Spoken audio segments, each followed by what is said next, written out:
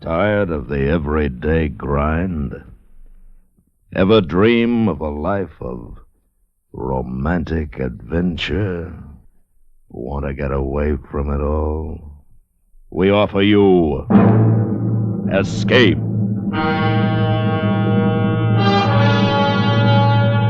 Escape, transcribed to free you from the four walls of today for a half hour of high adventure.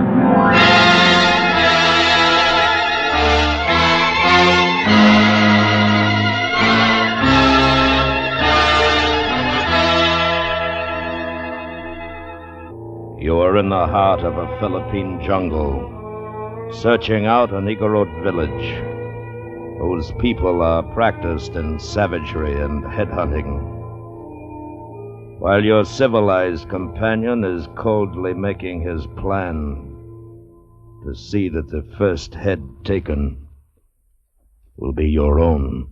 Listen now as Escape brings you Kathleen Height's exciting story, A Good Thing.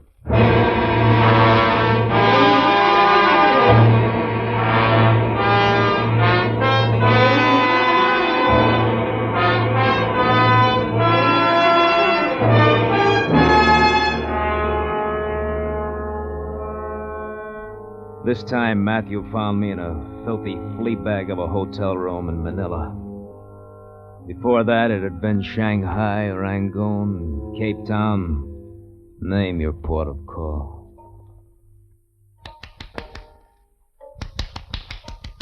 Come on, boy. Come around. Come on.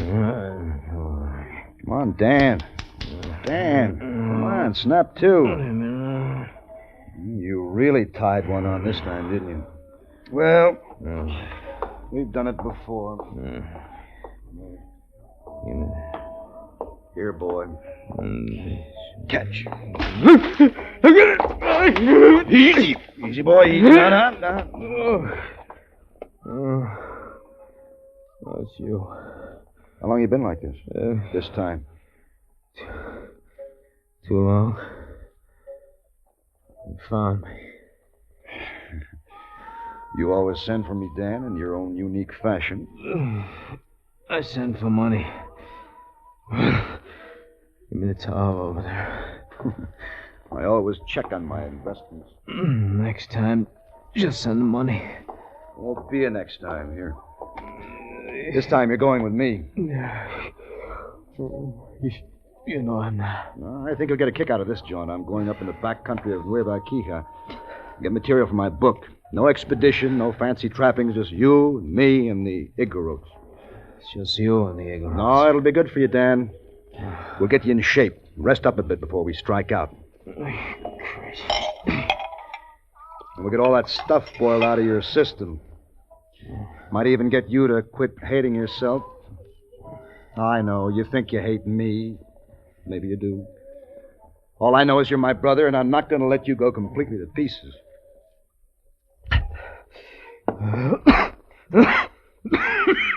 It makes you feel great, doesn't it? It's there when I want it. Yeah. And it never talks back.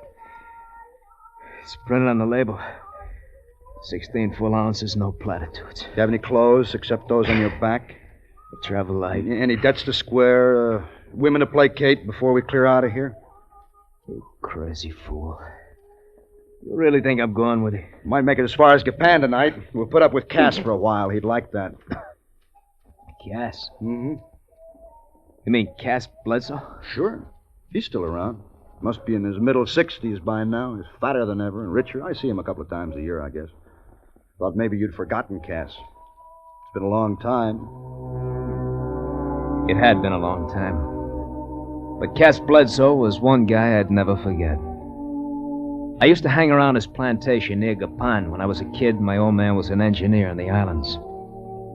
I knew a good thing when I saw it, even then.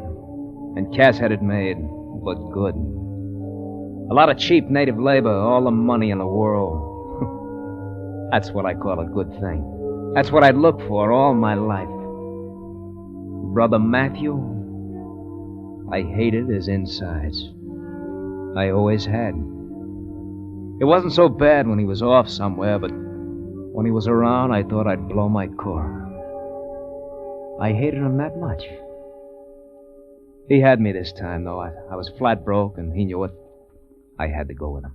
You see, no one's done exactly the kind of study I want to do on the Igorots. The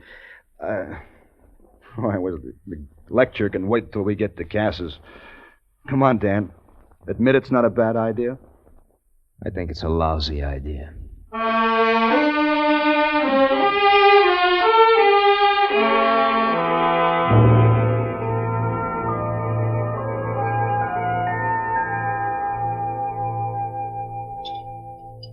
Go on, Matt. Tell Cass all about it. Yeah, explain it to me. I've lived on the fringe of the backcountry for years. I never gave a hoot what makes the Igorots tick. Yeah. You stubborn old baboon, you still won't give a hoot even if I do explain it to you. No, now I'm interested. I really want to know. Do you know, Daniel? Unlike you, I don't give a hoot. Dan and I will have to do a lot of talking together before we go in. Well, briefly, it's good. The thing that's intriguing about the Igorots is this. On the one hand, they're a tribe of highly developed skills, mining principally. They live in orderly villages, practice monogamy, and generally lead productive, peaceful lives. But pass me some. Yeah, here. Oh. Well, on the other hand, some of these same people are thoroughly pagan and practice headhunting. And you want to know why, is that it? Mm-hmm. Partly, I want to know where the schism is in the tribe. You know, what makes one group completely diverse from the other. There's a link of development that's just missing, and I want to know what it is and why it is. And just the two of you are going in there to find out? Well, I've got a theory that large expeditions marching in, setting up camp and equipment, and, well, they just simply drive the natives farther into the brush. But Daniel and I can go in, make friends with them, and very quietly observe them. They'll get used to us after a while, and I really believe that we can come up with some important data. Anyway, it's worth a try, isn't it, Dan? That's what you keep saying. I know, and I don't understand. What gets inside a man that makes him blaze trails, risk his life to track down this data for a book no one but professors will give a hang about? You, Daniel, what drives you to do it? Matthew.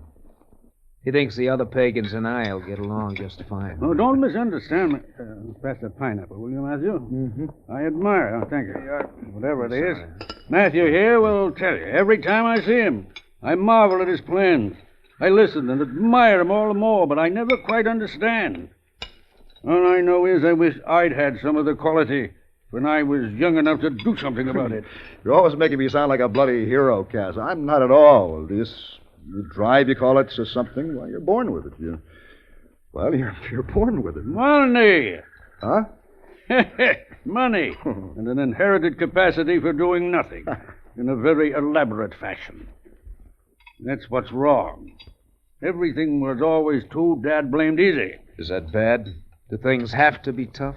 What's wrong with money, especially if someone just hands it to you? Man needs challenge in his life. I never had any. But thank heavens I can appreciate when I see it. I'd turn this whole blasted plantation over to Matthew in a minute, just to feel as if I'd done one worthwhile thing in my fat life. But he won't hear of it. And he calls me stubborn. I'd lose money for you. You know it. You would not. You'd have would. 100 innovations going before the first week was out. Ever see him tackle anything and not come out on top, Daniel? Never in my whole life. Well, I'll tell you one thing. I wouldn't think much of you if you're any different than you are. And if they'd give me the years back and let me have another try... You wouldn't do it any differently than you have. All right. I think you're right. But I know this much. I'll never turn this place over to a bum like me, either. I'll let YOLO run it first. Where's one? I'd like some coffee. Oh, yeah. Guess we all need some. One! YOLO serve coffee, sir. YOLO bring fine coffee. Good, YOLO. And don't forget... Also bring brandy. Plenty brandy. Good boy. All round, huh? Yeah. Yeah, Sir. please. Thanks, YOLO. Hi, YOLO. How's the reading coming? YOLO very fine read, thank you, sir. Good. Oh, this is my brother, YOLO. Daniel. This is Cass's prized possession. Pleased to meet you, sir. Very pleased. Hello, Yono. YOLO read about Mr. Dan. In place Lion's Den? What? Lion's Den. Tell Daniel what you think of Matthew, Yolo. Mr. Matt, very fine man, sir. And what do you think of me? Mr. Cass, very rich man. You see, Daniel, I've raised this ingrate as if he were my son, and he thinks more of Matthew than he does of me.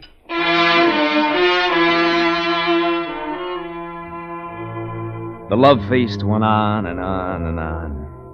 Every time Cass took another slug of brandy, he'd hand the plantation over to Matthew again and warn the boy just kept handing it back. I had time. We were going to stay on with Cass for a few days, and hard as it was on my insides, it looked smart to come off as a carbon copy of Brother Matthew. The drunker he got, the more old brandy bloat began to look like a good thing to me. A real good thing. I was a model boy those next few days. Now, if we start out early enough in the morning, Yolo thinks we can make it to... Yeah, to this clearing right here. It's by tomorrow night. Yeah. What does Yolo know about it? Well, this country's the back of his hand. Hasn't Cass told you? Yolo's an Igorot. His family still lives back up in the hills. Okay. So we're here tomorrow night. Yeah. When do we hit the first village? Well, about mid-afternoon the second day. We'll set up headquarters there and work out of there as soon as we know the territory and make a few friends. Sounds real cozy. All right, guess we're set then, huh? Mm-hmm. Dan? Yeah.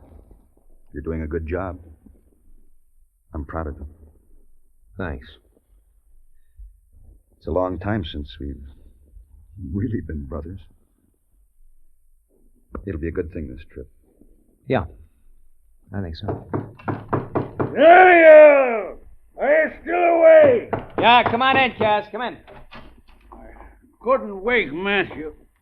Oh, no wonder. Thought we'd just have a little drink together. To the Igoros, huh? Dan will have a nightcap with you, Cass. I want to talk to Yolo again and then hit the sack. All right. See you in the morning, Cass. Yeah. Night, Dan. Yeah, 9.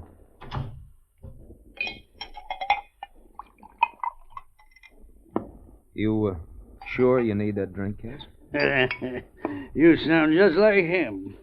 Pretty sure I don't need it, boy. Pretty sure. I don't need most of them, I take. Pretty sure. Here. Okay. Igorots? To you. To you and Matthew. Safe journey. Safe. Thanks. I don't know you like I know him, but you've got something. I can tell. Something. Doers. That's what you are. Amount to something. Never did myself. Look, you're pretty hard on yourself, aren't you? Guts. You've got guts, both of you. Guts. Never had any myself. Never. You've done all right without them. Listen, boy. Listen. Don't let anything happen to Matthew. Like a son to me. Don't know you like I know him. I know this, though. You're a bad one. A lot of devil in you, like me. Matthew, just like a son to me. Man needs a son. And when you get back, if you get back,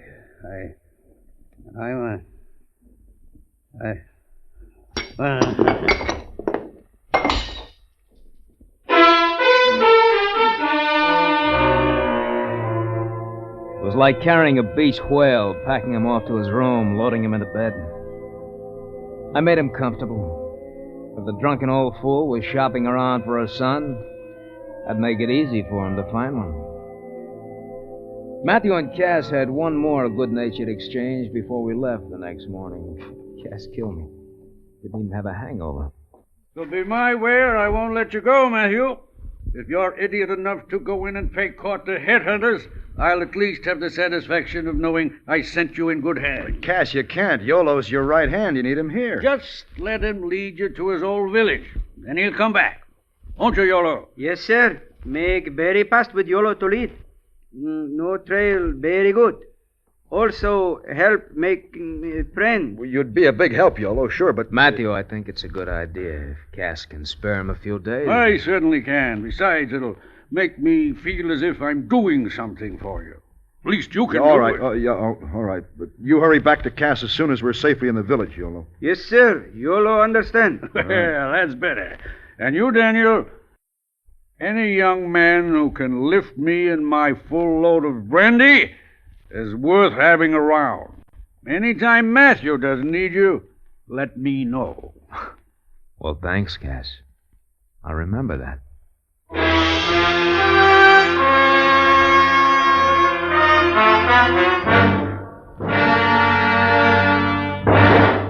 We will return to Escape in just a moment, but first, highway safety is a state of mind. Yes, the state of the driver's mind.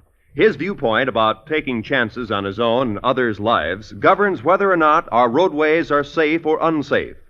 With warm weather returning, and this a holiday weekend in many parts of the nation, be cautious. Be extremely cautious. Watch your state of mind when behind the steering wheel. Your life depends on it. Others do too. And now, back to Escape.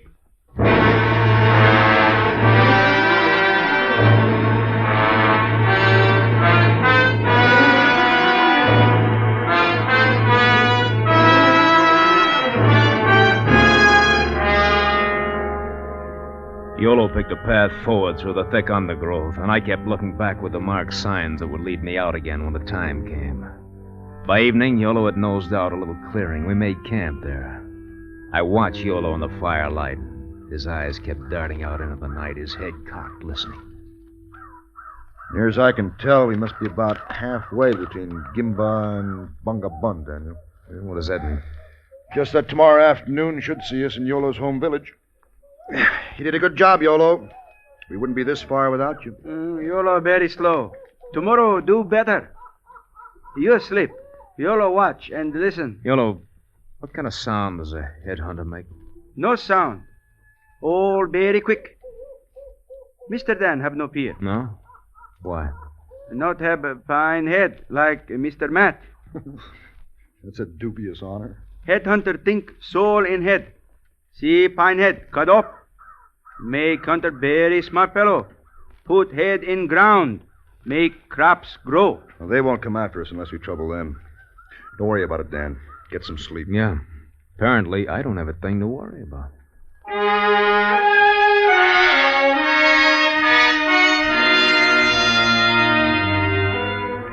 Yolo routed us out and on the trail early the next morning. I got so I could sense the path, look around at the brush, know where the footing was. We made good time, and by afternoon we could see the village ahead. As we moved closer, Yolo seemed somehow to become warier. His head snapped in all directions at the slightest sound. But finally, he led us into the clear, flanked by huts on all sides. What few natives we saw backed away and disappeared at the sight of us. They're more frightened of us than we are of them, Dan. Smile. Must smile. Show 'em we're friendly. Over there. Hut my family. We go there. You go on. Tell him we're friends. He'll know what to do. What we do is much more important. Just smile now. And don't panic. In here. This hut. You go in. Hut all empty. You go in. Come on, Dan. I hope you know what you're doing. They'll see we didn't come to harm them. Once they're sure of that, they'll come back. Come on inside. Yeah. Just keep Yolo handy, that's all. Don't worry about Yolo. Yolo! Yolo, come back here! Look at that. Run out on us first chance he gets. Come back here, you dirty... Come here, fool! Dan! Let him go.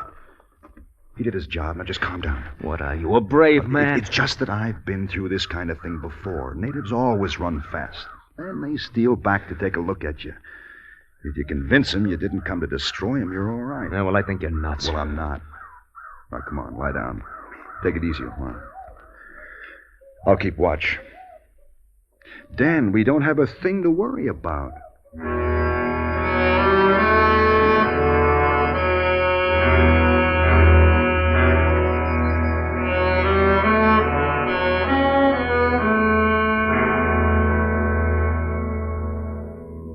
I didn't expect to sleep, but I must have. Because when I opened my eyes again, it was dusk.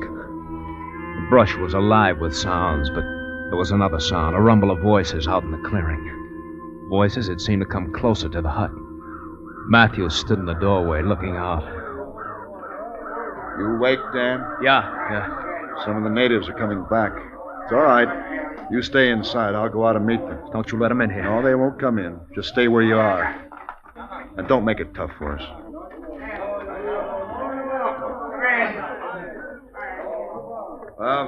White man, one big friend.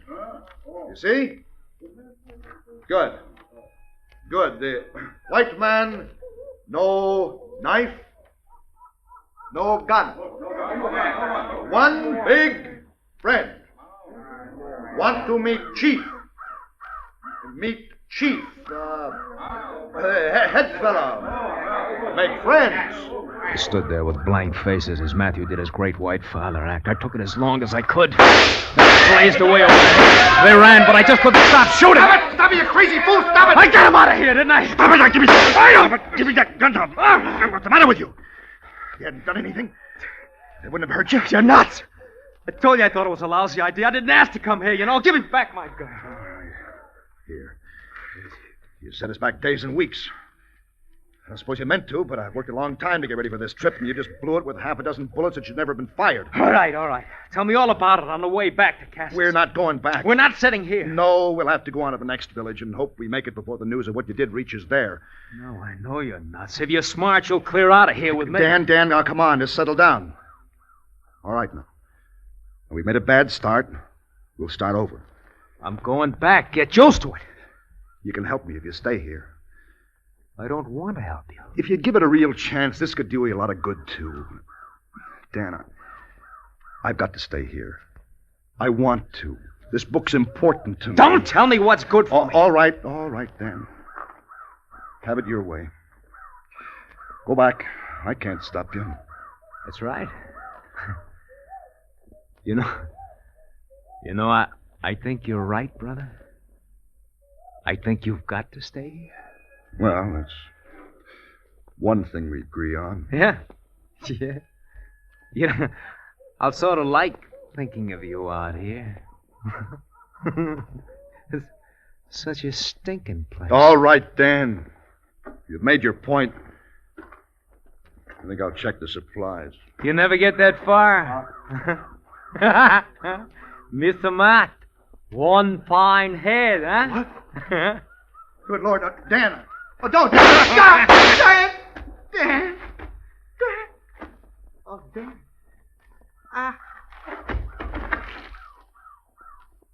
All right, you book, brother.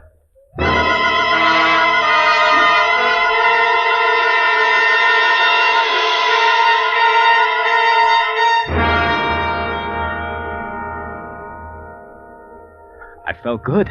Good. Because now all I had to hate was the idea of him. My nerve held until I got to the part about his head. I couldn't do it. All night long I tried to find a nerve, but I couldn't. By morning I picked him up, hauled him out into the brush. There wasn't a sign of life. I dug a grave, crammed him into it, pulled the thicket back over it. It would make a good story.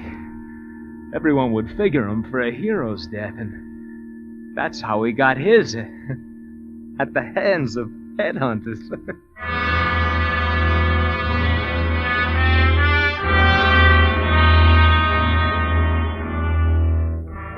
2 days later, Matthew's weary brother, Bramble, scratched and sick with grief, stumbled into Cass's plantation and told the sad news.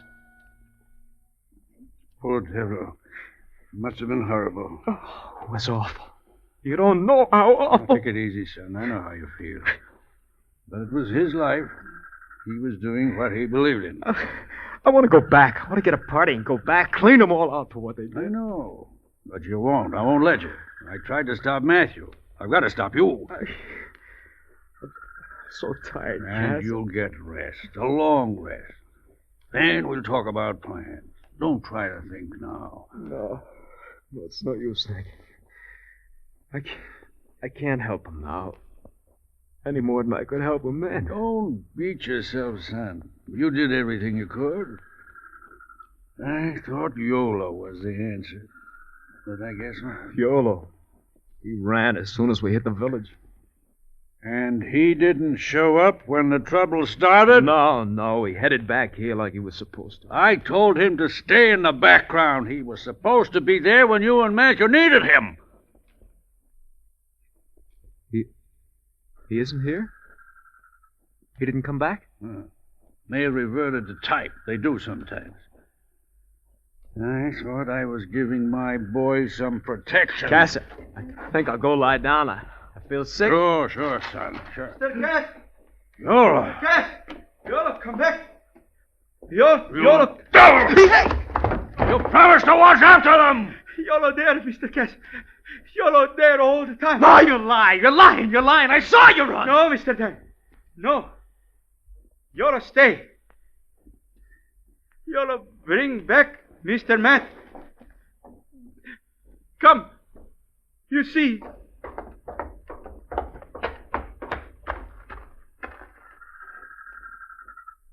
But his head.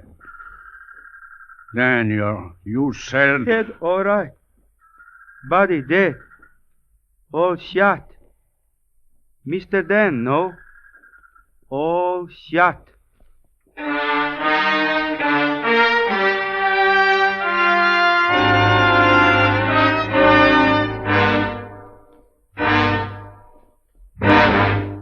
Under the direction of Anthony Ellis, Escape has brought you A Good Thing by Kathleen Height, starring Anthony Barrett as Daniel and John Daner as Matthew.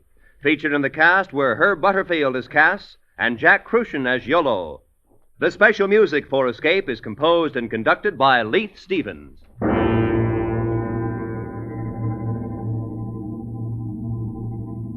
Next week.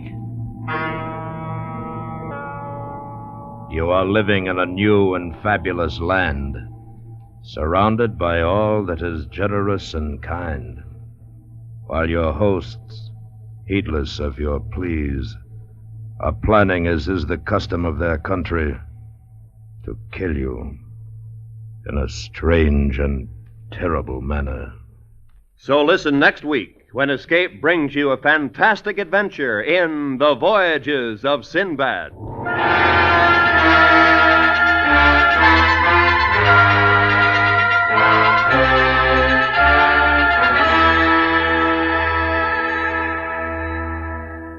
Tomorrow night, CBS Radio Suspense stars Ronald Colman in Vision of Death.